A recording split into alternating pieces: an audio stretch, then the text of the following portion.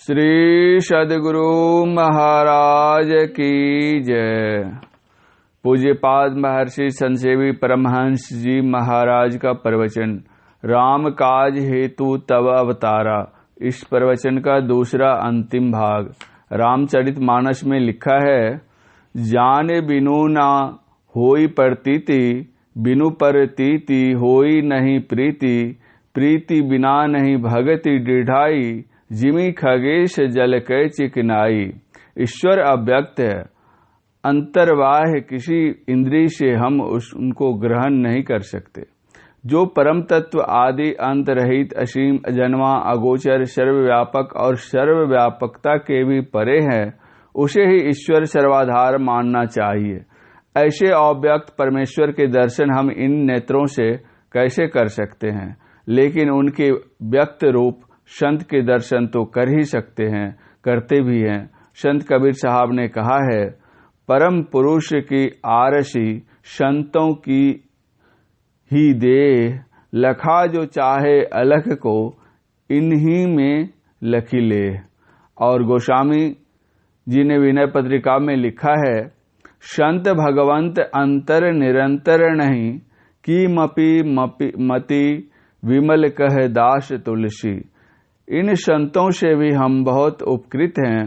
गोस्वामी जी के ही शब्दों में हम कह सकेंगे, संत उदय संतत सुखकारी, विश्व सुखद जिमि इंदु तमारी। जैसे चंद्र और सूर्य का उदय जगन मंगल के लिए हुआ करता है, उसी तरह संतों का अवतार भी विश्व उपकार के लिए हुआ करता है। गोस्वामी तुलसीदास जी ने रामचरितमानस में कहा है, मोरे मन प्रभु अश विश्वासा, राम ते अधिक राम कर दासा। राम सिंधु घन सज्जन धीरा, चंदन तरु हरि संत समीरा।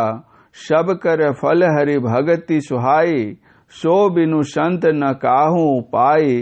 अश विचारी जोई कर सतसंगा, राम भगति तेहि सुलभ बिहंगा। गोस्वामी जी कहते हैं, मेरे मन में तो यह विश्वास है कि राम से अधिक राम के दास होते हैं। किसी ने जिज्ञासा की, गोस्वामी जी कहाँ तो राम और कहाँ राम के दास, राम से बढ़कर राम के दास कैसे हो सकते हैं? इसके उत्तर में उन्होंने कहा, देखो, राम अगाध समुद्र के समान है। समुद्र जैसे अस्थिर रहता है, उसी तरह से प्रभु सर्वत्र हैं और जैसे अस्थिर रहता है, कहीं आते जाते नहीं है। जाता आता कौन है? उसी समुद्र से वाष्प उठता है, बादल बनते हैं, वे ही यत्र तत्र जाकर जल वर्षा करते हैं। यह मीठा जल सबके लिए सुलभ हो जाता है, और वह जल भी कैसा डिस्टिल वाटर जैसा विशुद्ध समझ लो। समुद्र का जल होता है खाड़ा, ऐसा खाड़ा कि उसको कोई पी नहीं सकता। जलयान का यात्री उस जल में यात्रा करते हुए भी प्यासा मर जाएगा, यदि अन्य पेयजल की व्यवस्था नहीं हो। उसी तरह ईश्वरीय ज्ञान बहुत खाड़ा और गंभीर है। ईश्वर हमारे बाहर अंदर रहने पर भी हम तृषित हैं। समुद्र संभूत बादल की भांति प्रभु की मौज से ही संत होते हैं। वे जहां तहां विचरण करके उस ईश्वरीय खाड़े ज्ञान को मीठा बनाकर हम लोगों में वितरित करते हैं। हम अपने गुरुदेव की वाणी में कह सकते हैं, बिंदु ध्यान विधि नाद ध्यान विधि, सरल सरल जग में परचाड़ी। वर्षा के जल से हमारी खेती पड़ती है, विविध प्रकार के अन्न फल होते हैं। हम अन्न जल खाते पीते और जीते हैं, हमारा बड़ा उपकार है। उसी तरह संत जन संसार में हमारा बड़ा उपकार होता है। उसी तरह संत जन संसार में अवतार लेकर अपने ज्ञान की वर्षा कर हमारा सर्वश्रेष्ठ उपकार करते हैं, हमारा उद्धार करते हैं। शहर में महानगर में घूम घूम कर ईश्वर के ज्ञान को देते हैं, कभी सदग्रंथों को लिखकर, कभी लेखन द्वारा और कभी प्रवचन द्वारा प्रभु के ज्ञान को बतलाते हैं। इसलिए संत की स्तुति भी अवश्य करनी चाहिए। स्वामी दयानंद जी महाराज ने तो लिखा, ईश्वर की स्तुति, प्रार्थना और उपासना नित्य करनी चाहिए। जो कोई ईश्वर की स्तुति, प्रार्थना और उपासना नहीं करता वह पशुवत है। इसलिए हम लोग ईश्वर की स्तुति और संत स्तुति नित्य करते हैं, फिर समय समय पर उपासना भी करते हैं। संत बहुत हैं, उन्हीं संतों में से कोई संत हमें ईश्वर पाने की विधि बतलाते हैं, यानी दीक्षा देते हैं। संत लोग हमें दीक्षा देते हैं और जो हमारे गुरुदेव होते हैं वे हमें शिक्षा और दीक्षा दोनों देते हैं। संत चरणदास जी महाराज ने गुरु महिमा के संदर्भ में कहा है, बच्चे को जितना प्यार पिता देते हैं उससे 100 गुना अधिक प्यार माता देती हैं। हमारे सुधार के लिए कभी कभी माँ डांट देती हैं, कभी फटकार भी देती हैं, कभी 2-4 थप्पड़ मार भी देती हैं, पर हृदय में लबालब प्यार रखती हैं। यह डांट, फटकार और मार की पताका तो बाहर फहराती है, लेकिन उसके भीतर प्यार से भरा सागर लहराता है। जरा सोच कर देखिए, मान लीजिए एक कोई छोटा बच्चा है, उसके पिताजी कहीं बाहर जाने के लिए अपने सब कपड़े पहन लिए हैं।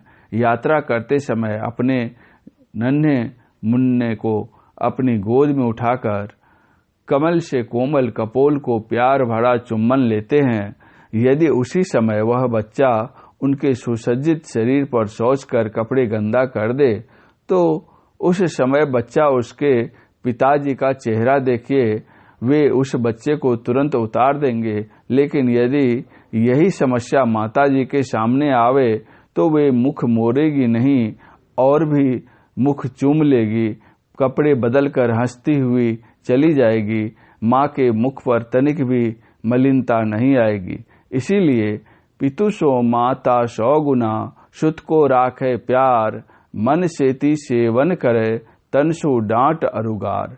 माता सो हरि 100 गुना, जिनसे 100 गुरुदेव, प्यार करें अवगुण हरें, चरण दास सुखदेव। जहाँ हमारे माता पिता हमारा कल्याण नहीं कर सकते, वहाँ हमारे परम प्रभु परमात्मा हमारा कल्याण करते हैं। इसलिए माता से हरि 100 गुना, लेकिन 3 से 100 गुरुदेव कहा। मतलब यह है कि प्रभु से भी 100 गुना अधिक उपकारी गुरुदेव होते हैं। कैसे? जब से यह सृष्टि है और जब से सृष्टि में हम हैं, तब से हमारे साथ हमारे प्रभु विराजमान हैं। लेकिन कभी प्रभु ने हमसे नहीं कहा कि मैं तुम्हारे शरीर के इस भाग में, इस कोने में बैठा हुआ हूँ, तुम मेरे दर्शन कर लो, तुम्हारा भव पाश कट जाएगा, मुक्त हो जाओगे। लेकिन संत सदगुरु उरपुरवासी प्रभु के भरपूर दर्शन करा सभी दुखों से छुटकारा दिला देते हैं। इसीलिए भक्तिन सहजोबाई ने बड़ी मार्मिक बात कही है, राम तजु पै गुरु न विचारूं, गुरु के सम हरि को न निहारूं। हरि ने जन्म दियो जग माही, गुरु ने आवागमन छुटाही। हरि ने 5 चोर दिए साथा, गुरु ने लई छुटाए अनाथा। हरि ने कुटुंब जाल में गेरी, गुरु ने काटी ममता बेरी। हरि ने रोग भोग उरझायो, गुरु जोगी कर सवै छुटायो। हरि ने कर्म भर्म भरमायो, गुरु ने आत्म रूप लखायो। हरि ने मोसु आप छिपायो, गुरु दीपक दे ताहि दिखायो। फिर हरि बंध मुक्ति गति लाए, गुरु ने सब ही भर्म मिटाए। चरणदास पर तन मन वारो, गुरु न तजू हरि को तजी डारो।